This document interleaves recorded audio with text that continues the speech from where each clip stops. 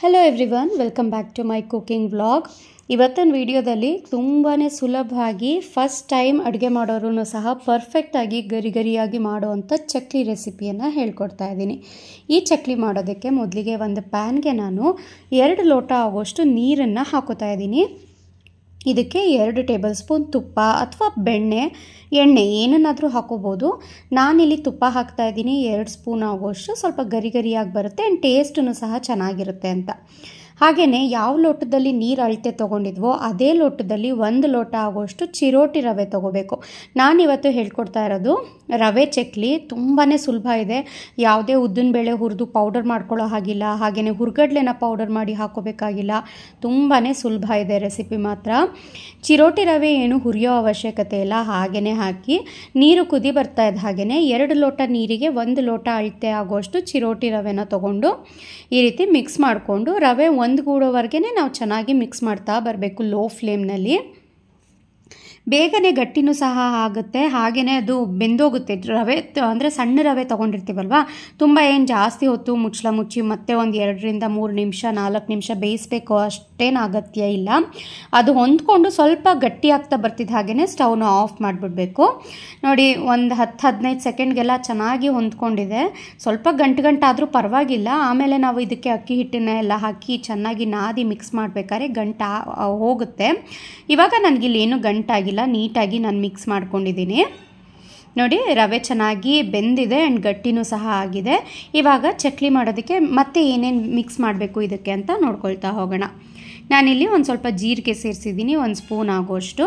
ಹಾಗೆಯೇ ಅಕ್ಕಿ ಹಿಟ್ಟನ್ನು ಸೇರಿಸಬೇಕು. ಮೇಯ್ನು ಯಾವುದೇ ಚಕ್ಲಿ ನಿಪ್ಪಿಟ್ಟು ಕೋಡ್ಬಳೆ ಆದ್ರೂ ಅಕ್ಕಿ ಹಿಟ್ಟು ಹಾಕಲೇಬೇಕಲ್ವ. ನಾವು ಯಾವ ಲೋಟದಲ್ಲಿ ರವೆ ನೀರು ಎಲ್ಲ ಅಳತೆ ತೊಗೊಂಡಿದ್ವೋ ಅದೇ ಲೋಟದಲ್ಲಿ 2 ಲೋಟ ಆಗೋಷ್ಟು ಅಕ್ಕಿ ಹಿಟ್ಟನ್ನು ಹಾಕ್ಕೋಬೇಕು. 1 ಲೋಟ ರವೆಗೆ 2 ಲೋಟ ಅಕ್ಕಿ ಹಿಟ್ಟು ನೆನಪಲ್ಲಿರಲಿ. ರವೆಗೆ 1 ಲೋಟ ರವೆಗೆ 2 ಲೋಟ ನೀರನ್ನು ಹಾಕಿ ಬೇಯಿಸ್ಕೊಳ್ಳಿ. ಅದಕ್ಕೆ 2 ಲೋಟ ಅಕ್ಕಿ ಹಿಟ್ಟನ್ನು ಬೆಂದಿರೋ ಅಂಥ ರವೆ ಮಿಶ್ರಣ ಬಿಸಿ ಇದ್ದಾಗಲೇ ಹಾಕ್ಕೋಬೇಕು ಎಲ್ಲನೂ.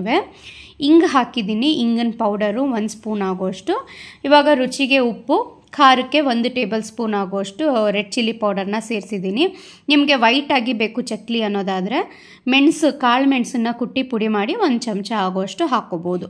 ಇಲ್ಲಿ ರೆಡ್ ಚಿಲ್ಲಿ ಪೌಡರ್ ಹಾಕಿರೋ ಕಾರಣ ಸ್ವಲ್ಪ ಕೆಂಪಾಗಿ ಬರುತ್ತೆ. ಈ ಚಕ್ಲಿ ಚೆನ್ನಾಗಿರುತ್ತೆ, 2 ಟೇಸ್ಟ್ ಚೆನ್ನಾಗಿ ಬರುತ್ತೆ. ಬಿಸಿ ಇದ್ದಾಗಲೇ ಚೆನ್ನಾಗಿ ಇದನ್ನು ಮಿಕ್ಸ್ ಮಾಡ್ಕೋತಾ ಹೋಗಬೇಕು. ತಣ್ಣಗಾಗ್ತಿದ್ದ ಹಾಗೇ ಸ್ವಲ್ಪ ಗಟ್ಟಿ ಆಗ್ತಾ ಬಂದ್ಬಿಡುತ್ತೆ ರವೆ ಮಿಶ್ರಣ. ಹಾಗಾಗಿ ತುಂಬ ಕೈ ಸುಡ್ತಾ ಇದೆ ಅನ್ನೋದಾದರೆ ಒಂದು ಸ್ವಲ್ಪ ಕೈನ ತೇವ ಮಾಡಿಕೊಂಡು ಚಕ್ಲಿ ಹಿಟ್ಟನ್ನು ಕಲಿಸ್ಕೊಳ್ಳಿ. ಮೊದಲಿಗೆ ಏನು ನೀರು ಹಾಕ್ತೇನೆ ಹಾಗೇ ಮಿಕ್ಸ್ ಮಾಡ್ಕೊಳ್ಳಿ. ರವೆನೂ ಸ್ವಲ್ಪ ಬೇಯಿಸ್ಕೊಂಡಿರ್ತೀವಲ್ಲ, ಅದರಲ್ಲೂ ಸ್ವಲ್ಪ ನೀರಿನಂಶ ಇದ್ದೇ ಇರುತ್ತೆ. ಸೊ ಮತ್ತೆ ಫಸ್ಟೇ ನೀರು ಹಾಕೋಬಿಟ್ರೆ ಚಕ್ಲಿ ಹಿಟ್ಟು ತೆಳು ಆಗಿಬಿಡುತ್ತೆ. ಆವಾಗ ಚಕ್ಲಿ ಚೆನ್ನಾಗಿ ಬರಲ್ಲ. ಹಿಟ್ಟು ತೆಳು ಆಗಿಬಿಟ್ರೆ ನಮಗೆ ಎಣ್ಣೆ ಹೀರುತ್ತೆ ಚಕ್ಲಿ ಎಣ್ಣೆಗೆ ಹಾಕಿ ಫ್ರೈ ಮಾಡಬೇಕಾದ್ರೆ. ಆದಷ್ಟು ಚಕ್ಲಿ ಹಿಟ್ಟನ್ನು ಸ್ವಲ್ಪ ಗಟ್ಟಿಯಾಗಿಯೇ ಕಲಿಸ್ಕೋಬೇಕು. ಹಾಗಾಗಿ ನೋಡ್ತಾ ಸ್ವಲ್ಪನೇ ನೀರನ್ನು ಹಾಕಿ ನಾನಿಲ್ಲಿ ಗಟ್ಟಿಯಾಗಿ ಕಲಸಿಟ್ಕೊಂಡಿದ್ದೀನಿ. ಹಾಗೆ ಚಕ್ಲಿ ಒರಳಿಗೆ ಹಾಕೋದಕ್ಕೆ ಈಸಿ ಆಗಲಿ ಅಂತ ಒಂದು 4 ಭಾಗ ಈ ರೀತಿ ಸಿಲಿಂಡ್ರಿಕಲ್ ಶೇಪ್ನಲ್ಲಿ ಮಾಡಿನೂ ಸಹ ಇಟ್ಕೋತಾ ಇದ್ದೀನಿ. ಚಕ್ಲಿ ಹಿಟ್ಟು ಗಟ್ಟಿಯಾಗಿದೆ ನೋಡಿ, ಎಲ್ಲೂ ತೆಳು ಮಾಡ್ಕೊಂಡಿಲ್ಲ. ಇದನ್ನು ಚಕ್ಲಿ ಹಿಟ್ಟು ಕಲಸಿದ ತಕ್ಷಣವೇ ಚಕ್ಲಿ ಮಾಡಿಬಿಡ್ಬೇಕು. ತುಂಬ ಹೊತ್ತು ಬಿಟ್ಟರೆ ಅದು ಗಟ್ಟಿ ಆಗ್ತಾ ಬರುತ್ತೆ. ಹಿಟ್ಟು ಒಂದ್ಸಲ ಗಟ್ಟಿ ಆಯಿತು ಅಂದರೆ ನಮಗೆ ರೌಂಡಾಗಿ ಅದು ಶೇಪಲ್ಲಿ ಬರಲ್ಲ, ಮಧ್ಯ ಕಟ್ ಆಗುತ್ತೆ ಚಕ್ಲಿ. ಆವಾಗ ಚಕ್ಲಿನ ನಾನು ಬಟರ್ ಪೇಪರ್ ಮೇಲೆ ಒತ್ತೋದಕ್ಕೆ ನಾನಿಲ್ಲಿ ಬಟರ್ ಪೇಪರ್ನ ಒಂದು ಸ್ಕ್ವೇರ್ ಆಗಿ ಒಂದು 5 to 4 ಪೀಸಸ್ ಆಗಿ ಕಟ್ ಮಾಡಿ ಇಟ್ಕೊಂಡಿದ್ದೀನಿ. ಇವಾಗ ಚಕ್ಲಿ ಒರಳಿಗೆ ಸ್ವಲ್ಪ ಎಣ್ಣೆನ ನೀಟಾಗಿ ಗ್ರೀಸ್ ಮಾಡಿ ಏನು ಸಿಲಿಂಡ್ರಿಕಲ್ ಶೇಪಲ್ಲಿ ನಾನು ಪ್ರೆಸ್ ಮಾಡಿ ಇಟ್ಕೊಂಡಿದ್ನಲ್ಲ ಚಕ್ಲಿ ಹಿಟ್ಟು, ಅದನ್ನು ಹಾಕಿ ತುಂಬ್ತಾ ಇದ್ದೀನಿ.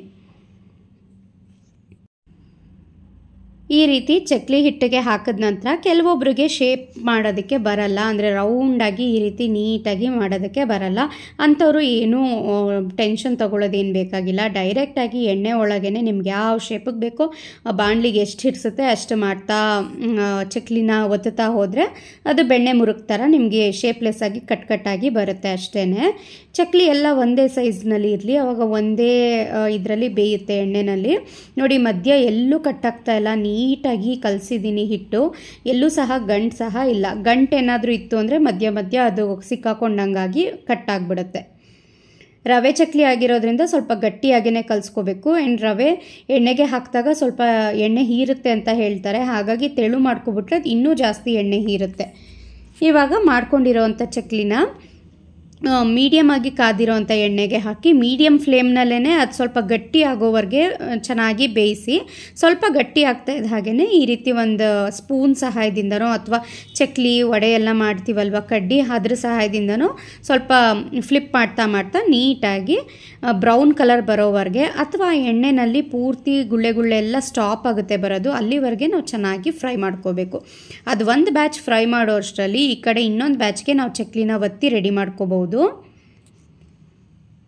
ಈ ಚಕ್ಲಿನ ಎತ್ತಿ ಎಣ್ಣೆಗೆ ಹಾಕಬೇಕಾದ್ರೂ ಸಹ ಎಲ್ಲೂ ಒಡೆಯೋದಿಲ್ಲ, ತುಂಬಾ ಚೆನ್ನಾಗಾಗುತ್ತೆ, ಕ್ರಿಸ್ಪಿಯಾಗಿರುತ್ತೆ. ರವೆದು ಟೇಸ್ಟು ತುಂಬಾ ಚೆನ್ನಾಗಿರುತ್ತೆ. ಯೂಶ್ವಲಿ ಚಕ್ಲಿ ಅಂದರೆ ಟ್ರೆಡಿಷ್ನಲ್ ಆಗಿ ಮಾಡೋವಂಥದ್ದು ಅಕ್ಕಿನ ಹುರಿದು ಉದ್ದಿನಬೇಳೆನ ಹುರಿದು ಅದಕ್ಕೆ ಹುರ್ಗಡ್ಲೆ ಎಲ್ಲ ಪೌಡರ್ ಮಾಡಿ ಹಾಕಿ ಮಿಲ್ಲಲ್ಲಿ ಉದ್ದಿನಬೇಳೆ ಎಲ್ಲ ಪೌಡರ್ ಮಾಡಿಸ್ಕೊಂಡು ಬಂದು ಮಾಡ್ತಾರೆ.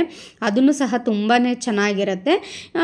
ಅದೆಲ್ಲ ಎಷ್ಟೆಷ್ಟು ಅಳತೆನಲ್ಲಿ ಮಾಡ್ಕೊಳಕ್ಕೆ ಬರಲ್ಲ ಅಂತ ಅಂದವರು ಮನೆಯಲ್ಲಂತೂ ಚಿರೋಟಿ ರವೆ ಅಕ್ಕಿ ಹಿಟ್ಟು ಎಲ್ಲರ ಮನೆಯಲ್ಲೂ ಇದ್ದೇ ಇರುತ್ತೆ.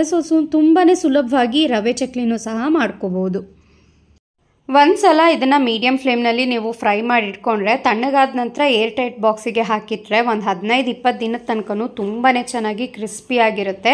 ಚಕ್ಲಿ ನೋಡಿ ಎಲ್ಲೂ ಎಣ್ಣೆಗೆ ಹಾಕ್ತಿದ್ದ ಹಾಗೂ ಸಹ ಎಡ್ಜಸ್ ಓಪನ್ ಆಗಿಲ್ಲ, ನೀಟಾಗಾಗಿದೆ. ನನಗೆ ಅಂದರೆ 1 ಲೋಟ ಚಿರೋಟಿ ರವೆ 2 ಲೋಟ ಅಕ್ಕಿ ಹಿಟ್ಟಿಗೆ ಒಂದು 45-50 ಚಕ್ಲಿ ಈ ಸೈಜ್ ಅಂದರೆ ಒಂದು ಸ್ವಲ್ಪ ದೊಡ್ಡ ಸೈಜ್ನಲ್ಲೇ ನಾನು ಮಾಡ್ಕೊಂಡಿದ್ದೀನಿ.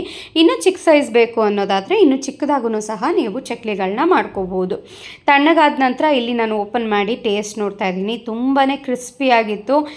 ಮಧ್ಯಾಹ್ನದ ಹೊತ್ತು ಅಥವಾ ರಾತ್ರಿ ಹೊತ್ತು ಊಟದ ಜೊತೆಗೆ ಅನ್ನ ಸಾಂಬಾರು ಜೊತೆಗೆಲ್ಲ ಏನಾದರೂ ನೆಂಚೋದಕ್ಕೆ ಬೇಕೇ ಬೇಕು ಅಂತ ಅನ್ಸುತ್ತಲ್ಲ, ಆವಾಗ ಯಾವಾಗಲೂ ಹಪ್ಪಳ ಸಂಡಿಗೆ ಹಾಕ್ಕೊಳ್ಳೋದ್ರ ಬದಲು ಈ ರೀತಿ ಒಂದು ಸಲ ಮಾಡಿಟ್ಕೊಂಡ್ರೆ ಚೆನ್ನಾಗಿರುತ್ತೆ.